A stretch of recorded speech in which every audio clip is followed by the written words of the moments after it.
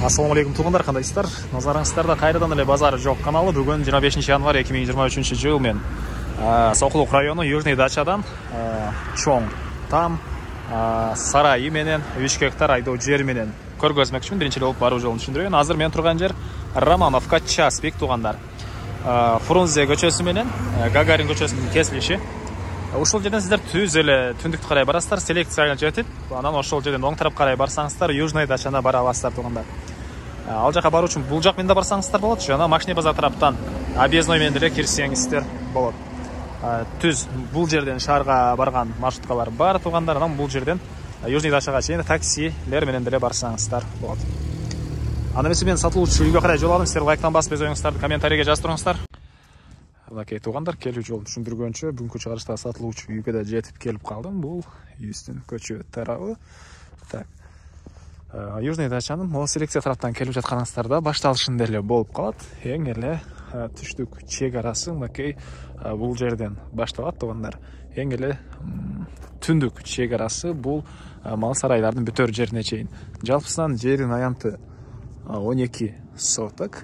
Бул жакта чоң узун турасы 27-ге 9 болгон мал сарай, жемкана, синевал, жана бул жакта узун турасы 9га 10 болгон чоң үйүбүз да бар тугандар. Азыр эң эле түндүк чек арасына чейинки аралыкты көргөзүп коеюн сиздерге. Мынакей бул мал сарай бүткөн жерге чейин болуп калат. Анан мал сарай тарапка өзүнчө киргенге, машина киргенге жай, үй тарапка өзүнчө машина киргенге жайы бар экен. Көчө тараптан мондай пескоблок менен забор кылынган. Мына эң эле түндүк чек арасы бул жер. Азыр видеонун жүрүшүндө мал сарайларды бир чекеден көргөзөм тугандар. Биринчи болуп үйдүн ички тарабына көргөзөйүн. Мектеп боюнча айсак, бул жактагы селекция айылы жакын эле. Ошол селекция айылына күн сайын бул жерден маршрутка мектеп окуучуларыны алып барат экен. Суусу, свети бар тугандар. Документтер боюнча кызыл китеби бар экен. Мына бул короосунун көрүнүшү. Бул тарабына кенен машина, көөлө машина аткандай жер, жана бул жакта бул сарайдын алды тарабында азыр учурда бош, жана 3 машина кенен коюп коюптур. Бул машиналер деле сатылат тугандар. Бул машиналерге деле эгер кызыгуу болсо, ээсинин номери экранда.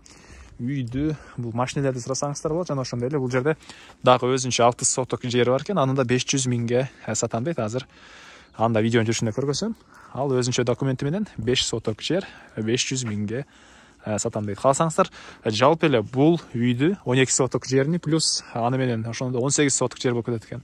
Аны да кошуп алып алсаңыздар болот, эгер акчаңыздар болсо. Азыр видеонун жүрүшүндө жалпы баасын айтам. Жана ошондой эле 3 гектар жер бул жерде суунун башында бар. Южный Дача башталышында. Аны да азыр видеонун жүрүшүндө көргөзөм.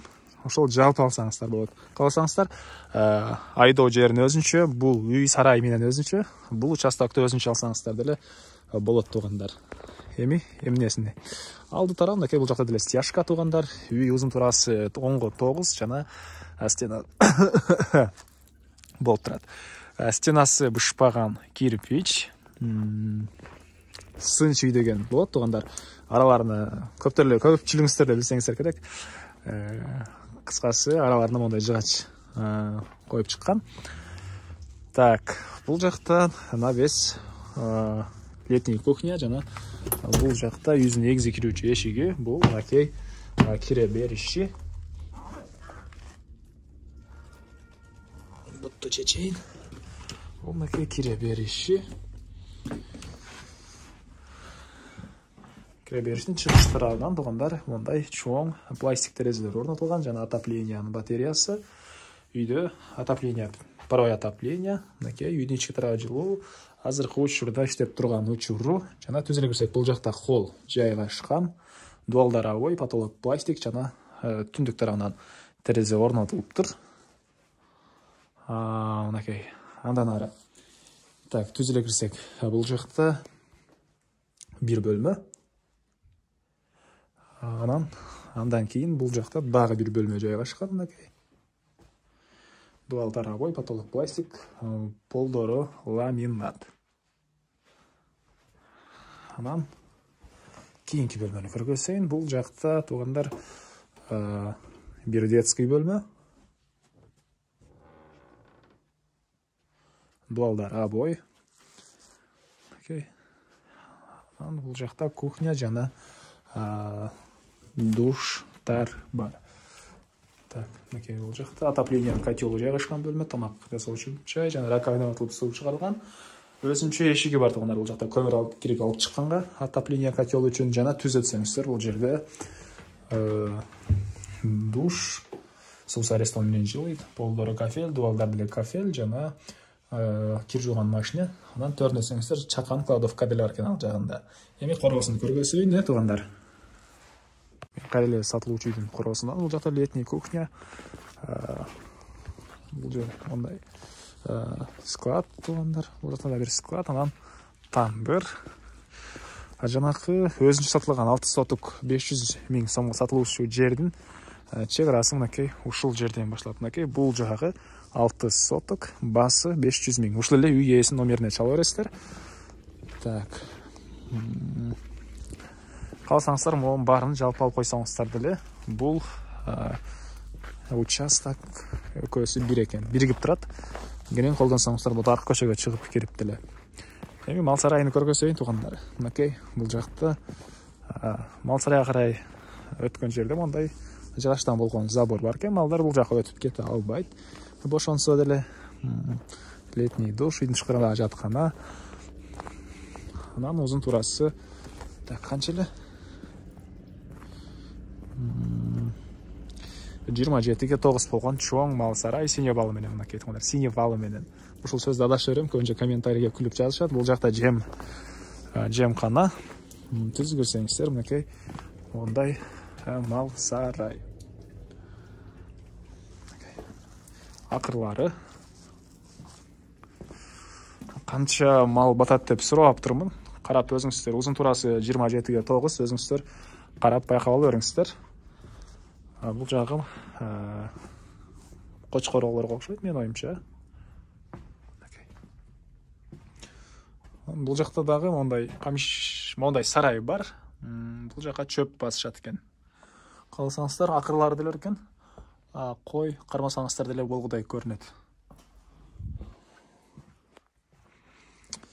Эмне маалыматы? Бул участокты көргөздүк. Эми бул жактагы азыр 3 гектар жерин да көргөзөйүн. Туугандар, бул жагы жабык экен. Бул жакта жанагыдай чөп баскан сарай. Эмне маалымат? Кээде жазып калышат эле, толугураак көргөзчү шашылбай деп комментарийге.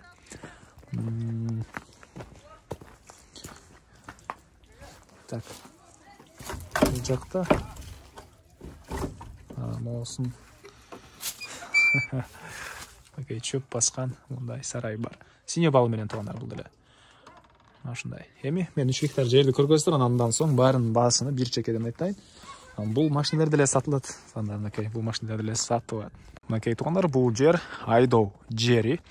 Южная Дачанын чыгыш башталышында жайгашкан суунун башы. Мынакей бул жерде Чуй каналы. Чуй каналынан бул жерге мынакей арык келип, лоток. Лотоктон мына бөлүнүп эле биринчи болуп ушул 3 гектар жер суу ичет экен мынакей. Андан кийин башкалары. Суунун башы кыскасын айтканда, так, эң эле чыгыш чекарасы мынакей могу кичинекей дарактан мындайдан келет. Батыш чекарасы мына могу дарактардын түбүндө лоток бар, ошол жерден кете берет. Быйылкы жылы жарымына жүгөр айдашкан, калган жагына беде себилген. Даяр бедеси менен жарымы. Жарымына калаган жер жемишиңизди өзүңүздөр эксеңиздер болот, туугандар. Мына ушундай. Негизинен суунан проблема жок дейт, документтер боюнча баары жайында. Документтер ушул үй ээсинин атында. Эми баасын айтайлы, туугандар.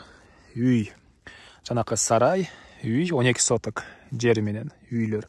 Ал $33 000. Ал $33 000 башта айланып калды. Бул 3 гектар жер. $30 000. Сүйлөшүү болот, туугандар. Жакшы эле сүйлөшөбүз дейт. Бир бааны айтсам деле ылдый түшүп салат деген ойдо. Бираз үй ээлери кошуп айтышат, ошого кимге жаккан болсо кенен зона кылып соодалашып көрүңүздөр, сүйлөшүү болот, туугандар. Жана жанындагы 6 соток участок, ал 500 000 сом, ал бирок берер баасы.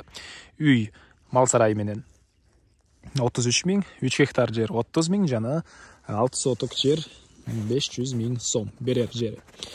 Өтө эле көп кайталап салдың дебеңиздер, эми кээ бирлер укпай калышы мүмкүн, кайталап көргөзбөй эле, мен кайта айтып койдум. Мына ушундай каталар болуп турат. Кээ бир каталар үчүн кечирим да сурайбыз. Эми андан ары эмне маалымат деле калбады. Кийинки чыгышка чейин туугандар, саламатта калыңыздар.